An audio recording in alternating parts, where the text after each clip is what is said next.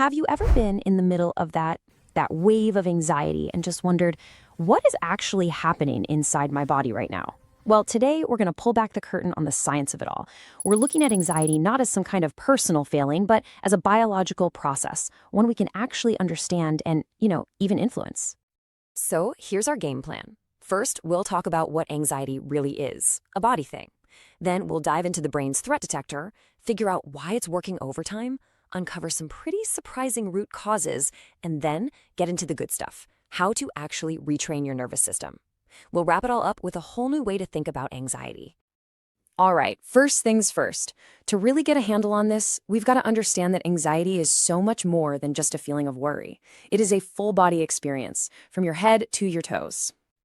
I mean, who hasn't asked this, right? That racing heart, that tightness in your chest, that buzzing energy, it can feel so confusing. But the answer isn't about having more willpower. It's literally wired into our biology, into these ancient survival systems that are just trying to protect us. And here is the absolute key.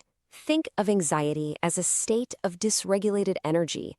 This involves everything: your brain chemistry, the little energy factories in your cells, the mitochondria, and your entire hormone system.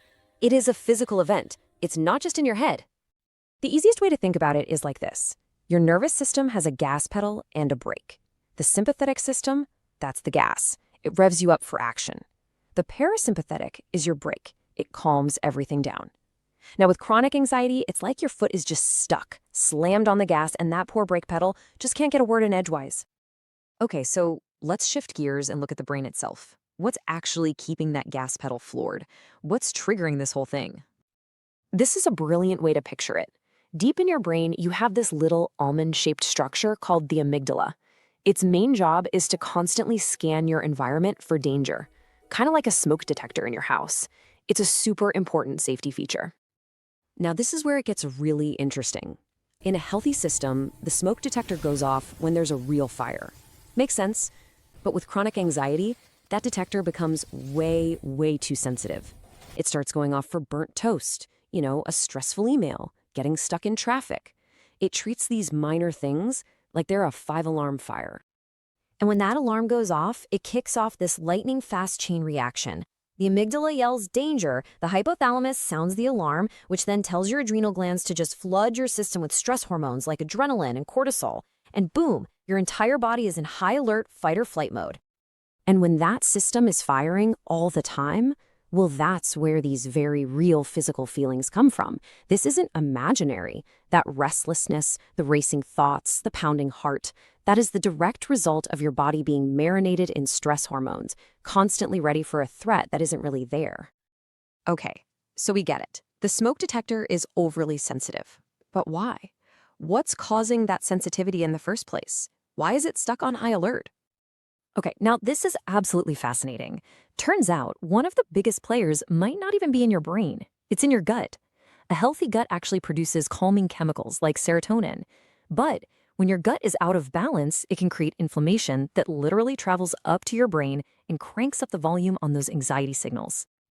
But it's almost never just one single thing. It's usually a combination, a perfect storm of factors. You've got chronic stress, not getting enough sleep. Maybe you're low on key nutrients. And all of these things work together to keep your body's alarm system stuck in overdrive.